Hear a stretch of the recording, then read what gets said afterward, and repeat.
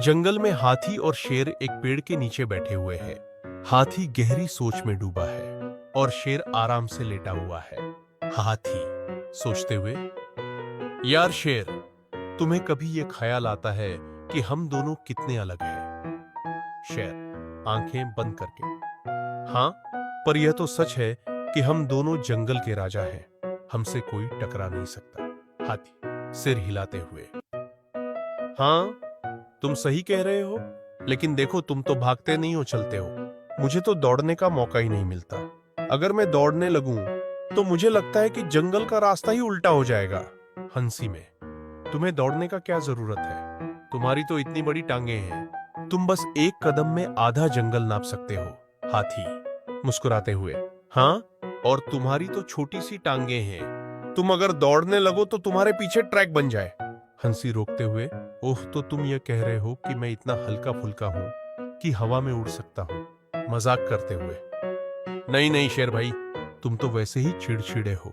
अगर हवा तुम्हारे सामने से गुजर जाए तो तुम सोचोगे कि किसी ने तुम्हें चिढ़ाया है। हंसते हुए, ठीक है, पर हाथी भाई, अगर तुम कहीं फंस गए तो तुम्हें मदद की जरूरत पड़ेगी। मुस्कुराते हुए, हाँ, तभी तो तुम्हारी जैसे छोटी टांगों वाले को मेरी मदद चाहिए होगी।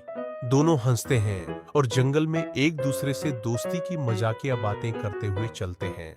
समाप्त। हाथी हाथी और चींटी की मजेदार कहानी। एक बार की बात है, एक घने जंगल में एक हाथी और एक चींटी रहते थे। दोनों अच्छे दोस्त थे, लेकिन उनके आकार में काफी फर्क था। हाथी बहुत बड़ा था और चींटी बहुत छोटी। एक दिन हाथी और चींटी जंगल के किनारे पर एक साथ चल रहे थे। अचानक हाथी ने चींटी से कहा, तुम तो बहुत छोटी हो। चींटी मुस्कुराई और बोली, बिल्कुल, मैं तुमसे बड़ी चुनौती ले सकती हूँ। अगर तुम चाहो तो हम दोनों के बीच दौड़ का मुकाबला हो सकता है। हाथी हंसी के साथ बोला, तुम दौड़ में मेरे साथ मुकाबला करना चाहती हो? यह तो असंभव है। देखो, मैं कितना बड़ा हूं और तुम कितनी छोटी हो। मैं तुम्हें हराऊंगा। चींटी ने एक चालाकी से कहा, ठीक है, हम दोनों दौड़ में भाग लेते हैं, लेकिन मुकाबला थोड़ी देर बाद होगा। हाथी ने सोचा, मुझे तो यह मामूली सी बात लगती है। फिर दोनों दौड़ के लिए तैयार हो गए। चींटी ने जंगल के एक गहरे कोने में जाकर अपने दोस्तों से मदद ली। जैसे ही दौड़ शुरू हुई, हाथी ने पूरे रास्ते को कवर किया, लेकिन पीछे से चींटी अपने सारे दोस्तों को भेजती रही, जो हाथी के सामने आकर उसे रुकने के लिए बाधित कर देते थे। अंत में हाथी थककर रुक गया, जबकि चींटी अपनी चालाकी से जीत गई। हाथी को समझ में आ गया कि आकार और ताकत हमेशा जीत नहीं दिलाती। उसकी हार ने उसे यह सिखाया कि कभी-कभी छोटी सी रणनीति भी बड़ी जीत दिला सकती है। वह मुस्कुराया और बोला, चींटी, तुम सच में बहुत बुद्धिमान हो। कड़ी मेहनत का फल। छोटे से गांव में एक लड़का रहता था, जिसका नाम रोहन था।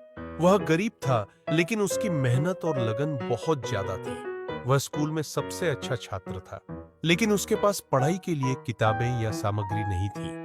फिर भी उसने कभी हार नहीं मानी। एक दिन स्कूल में एक महत्वपूर्ण प्रतियोगिता का आयोजन हुआ। यह प्रतियोगिता पूरे जिले में थी और जीतने वाले को एक बड़ी स्कॉलरशिप मिलने वाली थी।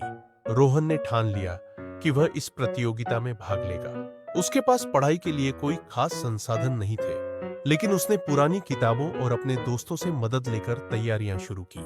रोहन दिन रात मेहनत करता और किसी भी मुश्किल को अपने रास्ते का रोड़ा नहीं बनने देता। प्रतियोगिता के दिन जब वह मंच पर था, तो उसे बहुत घबराहट हो रही थी, लेकिन उसने अपने आप को संभाला और अपने ज्ञान का पूरा प्रदर्शन किया।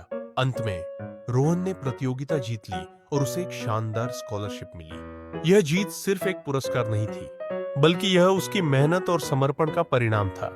रोहन ने साबित कर दिया कि अगर मेहनत सच्ची हो और लक्ष्य स्पष्ट हो, तो कोई भी मुश्किल हमें हमारे सपने पूरे करने से रोक नहीं सकती। रोहन की यह कहानी हमें यह सिखाती है कि हालात चाहे जैसे भी हों, अगर हम अपने लक्ष्य को लेकर ईमानदार और मेहनती हों, तो सफलता जरूर मिलती है।